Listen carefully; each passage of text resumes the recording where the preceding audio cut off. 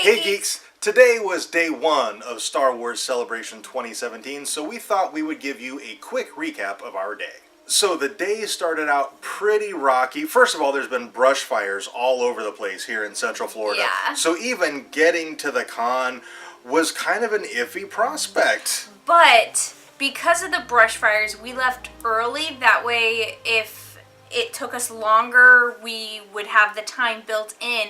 And it didn't take us any longer than normal. And it's a good thing we left early because the line to get in was still crazy at 6:30 this morning. So, that was the plus. Because of the fires, we left early and we got a better spot in line because of it. Yeah, it took us about an hour and a half to get inside the building. Yeah, and that's really our only complaint for the day, is that it took an hour and a half to get inside the building.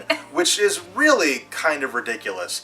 There's very, very few conventions that we've been to that the queue to get in the building is that long. Now, there's only one other one that I can think of, and that's New York Comic Con. And they're both run by ReedPop. So maybe that's just the way ReedPop does things. They queue you outside, get you through security, and then they queue you inside. And that was the whole deal. It took us an hour and a half to get through security and into the building to get queued to actually go into the con.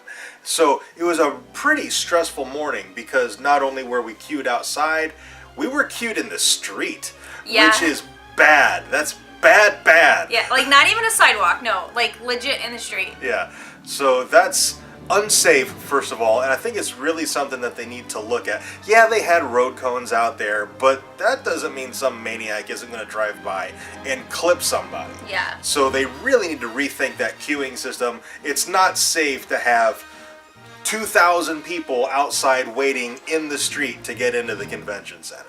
But once we got inside, things went pretty smoothly. That wasn't the case for everybody. We know anecdotally things didn't go smoothly for a lot of people who, for instance, stayed overnight to get into the 40th anniversary panel. Yeah. Or who came to get into the con later in the day. Yeah. But that wasn't our... First of all, we didn't try to go we didn't even try. to the 40th anniversary panel. So any kind of mishaps that happened there, we didn't experience those, so we can't really speak to them.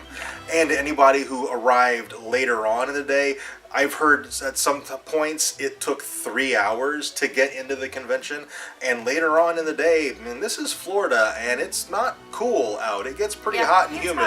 And to be standing outside for 3 hours to get in, I'm really glad we didn't have to do that. Yeah, but like we said, those are things we heard, but not experienced. Besides our wait outside to get into the con first thing in the morning, our day went pretty well, actually. We had a relatively good time. The con floor is a little smaller, but because it's a little bit smaller, there's so much more space. So, you don't feel like you're kind of crunched in. The aisles, if you're familiar with most cons, the aisles are really teeny tiny, and once the flow of traffic gets going, you're just stuck and you can't even stop at a booth. And it's not like that here. The aisles are nice and wide enough that even with the flow of traffic, the sides you can get over and check out a booth if you want to. So that's really nice. And if you've been to any larger conventions like a MegaCon or a San Diego or a Dragon Con or anything like that, you know that if somebody stops in the middle of the aisle to take a picture of a cosplayer, that grinds everything to a halt.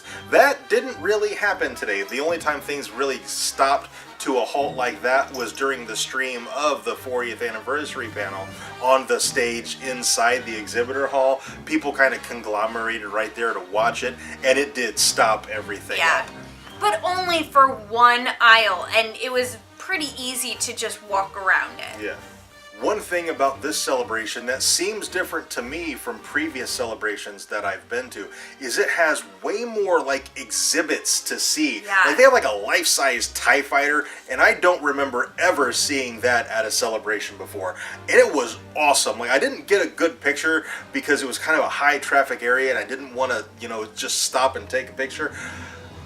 I'm going to. That's one of my missions for tomorrow is to get a really good picture of that TIE fighter. There's a large collection of Star Wars themed cars that looked really cool. We only got to see them in passing, but they looked really, really cool. And the Lego display is out of this world. Like there's a Lego Phasma and a Lego Kylo Ren, and there's a Rey and a they're Finn. awesome. Yeah, like those are. We're definitely getting pictures of those later. I want to spend some time looking at the Lego display. I didn't get to spend any time looking at the diorama, and that's one of the coolest things to look at Star Wars Celebration is the kids working on the diorama and the finished project. I really am looking forward to seeing that. There were other exhibitors there as well. Just things to look at, like Anovo's looking at the the authentic costumes and that kind of stuff, and just.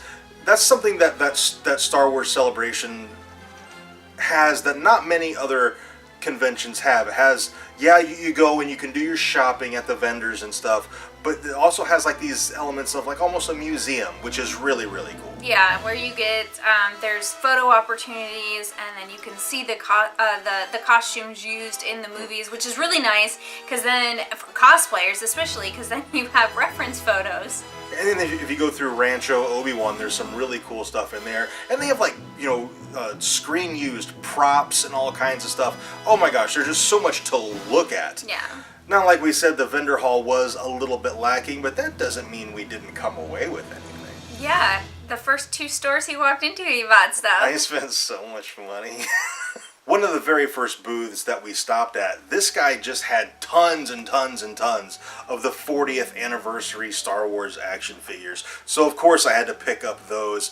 And the hardest part about picking them out, because there's only 3, there's Obi-Wan, there's Luke, and then there's Leia. The hardest thing about picking them out is because their clothes are all cloth, and sometimes it bunches up in the packaging and looks silly. So finding one that the clothes still kind of laid okay inside the packaging, that was the hardest part because I'm kind of anal like that. So it took me a few minutes to find some that I really liked that I thought the clothes still looked good. So we got Princess Leia as well. And the Obi-Wan that I showed you a moment ago, and Luke Skywalker. And then we also got the Black Series Sabine. Yeah, Sabine Wren. And I think out of all the Black Series figures, I think Sabine might look the best out of all of them. It helps that the person that they're modeling it off of is a cartoon. Yeah. Probably. In the rest of our haul today, we got Mark Hamill's autograph on this image from The Force Awakens, as well as on this Empire Strikes Back poster. So the Empire Strikes Back poster here is done. It's going to get framed and put up on a wall somewhere. All in all, I would call it a very successful day. Moderately stressful, but successful. Yeah.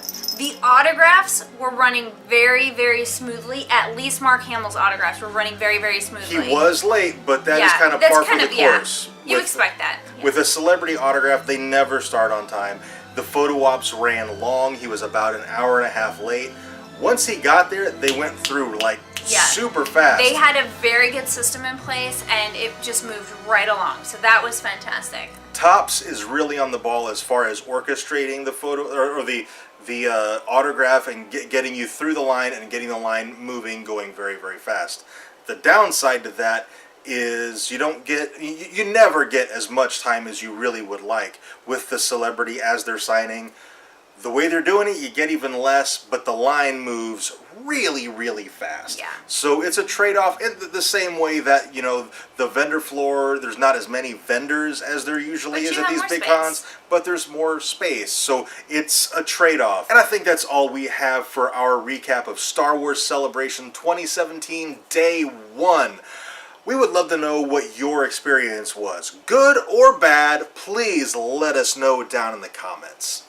Also, if you enjoyed this video, tell us by dropping a like on it, subscribe if you haven't already, and share this video on Facebook or Twitter. And thank you very much for watching, and we'll see you tomorrow.